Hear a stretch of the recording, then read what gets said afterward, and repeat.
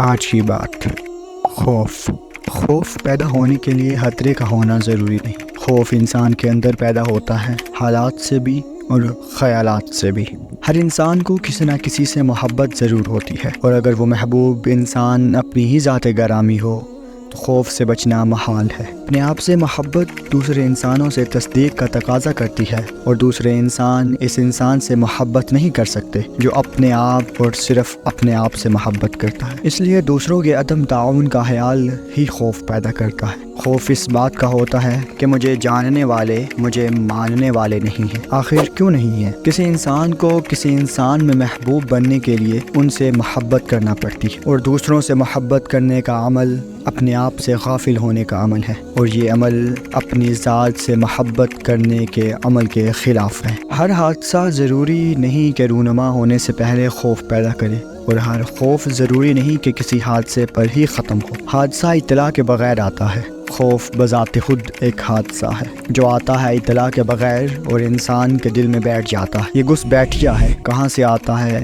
کیسے آتا ہے، کیوں آتا ہے، کیا معلوم۔ اللہ کے دوستوں اور خاص بندوں کی یہ پہچان بتائی گئی ہے کہ ان کے ہاں خوف اور حزن نہیں ہوتا۔ اللہ کے دوست نیت کی پاکیزگی کے بغیر کوئی عمل نہیں کرتے، ان کے اعمال اچھی نیات کی وجہ سے درست ہوتے ہیں۔ اور ہم کسی نہ کسی طرح تمہاری آزمائش ضرور کریں گے، دشمن کے ڈر سے، بھوک پیاس سے، مال و جان اور پھلوں کی کمی سے، اور ان صبر کرنے والوں کو خوشخبری سنا دیجیے۔ اللہ کے دوستوں کو ملال نہیں ہوتا، کسی شے کے کم ہونے یا گم ہونے سے ملال پیدا ہوتا ہے۔ اگر انسان اپنے کسی حاصل پر ہمیشہ قابض رہنے کی خواہش دل سے نکال دے تو ملال پیدا نہیں ہوگا۔ مثلاً حسن، اپنی جوانی کو ہمیشہ قائم رکھنے کی حاصل خواہش نہ کی جائے تو کبھی ملال نہیں ہوگا۔ خوف اور حزن حاصل کو مستحکم بنانے کی خواہش اور کوشش کے نتیجے میں پیدا ہوتے ہیں۔ زندگی کو ہمیشہ زندہ رکھنے کی خواہش موت کے خوف سے نہیں بچ سکتی۔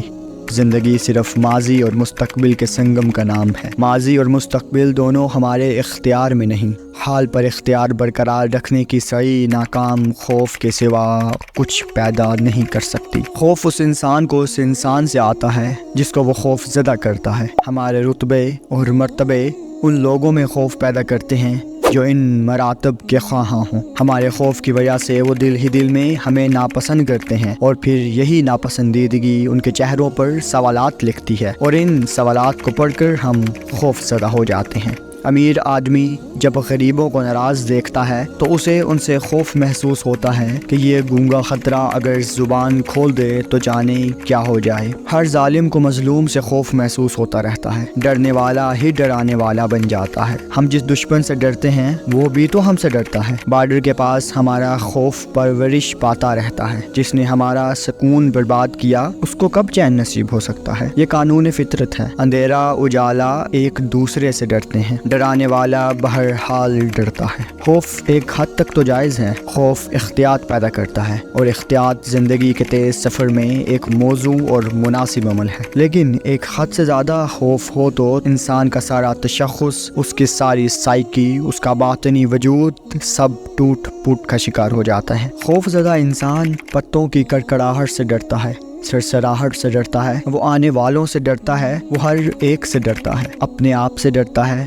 اپنے ماضی سے ڈرتا ہے، اپنے حال سے ڈرتا ہے، اپنے مستقبل سے ڈرتا ہے، بلکہ اپنے پرائے یہاں تک کہ اپنے ہی سائے سے ڈرتا ہے۔ خوف زدہ انسان خود کو اس بڑی دنیا میں تنہا محسوس کرتا ہے۔ خوف زدہ انسان کی مثال ایسے ہے جیسے کسی وسیع صحرا میں تنہا مسافر کو رات آ جائے۔ خوف سے بچنے کا واحد مناسب اور سہل طریقہ یہی ہے کہ انسان میں خوف خدا پیدا ہو جائے۔ یہ خوف ہر خوف سے نجات دلاتا ہے۔ انسان اپنے آپ کو اللہ کے سپرد کر دے تو ہر خوف ختم ہو جاتا ہے۔ اگر منشائے الہی کو مان لیا جائے تو نہ زندگی کا خوف رہتا ہے، نہ موت کا، نہ امیری کا، نہ غریبی کا، نہ عزت کی تمنا، نہ ذلت کا ڈر۔ سب اس کے انداز ہیں، وہ جو چاہے عطا کرے، ہمیں راضی رہنا ہے۔ ورنہ ہماری سرکشی اور خود پسندی کی سزا صرف یہی ہے کہ ہمیں اندر سے دبوچ لیا جائے۔ ظاہر کے جسم پہ تو کوئی خراش نہ ہو، لیکن اندر سے باطنی وجود قاش قاش اور پاش پاش